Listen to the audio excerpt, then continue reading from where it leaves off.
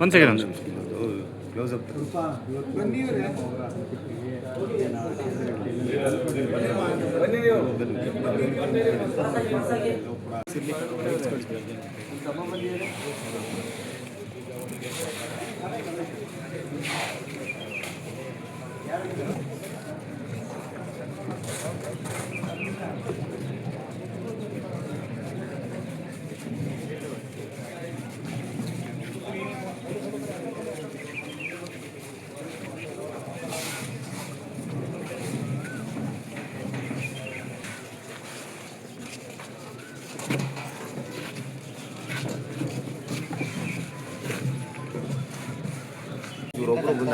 ನೇರವಾಗಿ ದೇವಣ್ಣ ಅವರ ಮನೆಗೆ ನಿವಾಸಕ್ಕೆ ಬಂದಿರತಕ್ಕಂಥದ್ದು. ಬೆಳಗಿನ ಜಾವ 5 ಗಂಟೆಗೆ ಏನು ಬಾಕಿ ವಿಷಯಗಳನ್ನು ಇಳಿಸ್ತಾರೆ.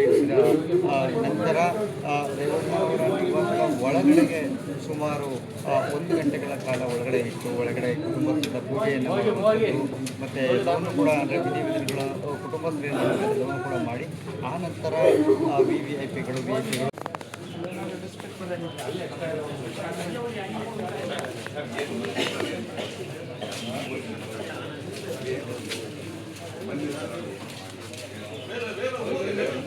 ಹಿಂದೆ ಮುಂದೆ ಓಡಾಡ್ತಾ ಇರ್ತಾರಲ್ಲ.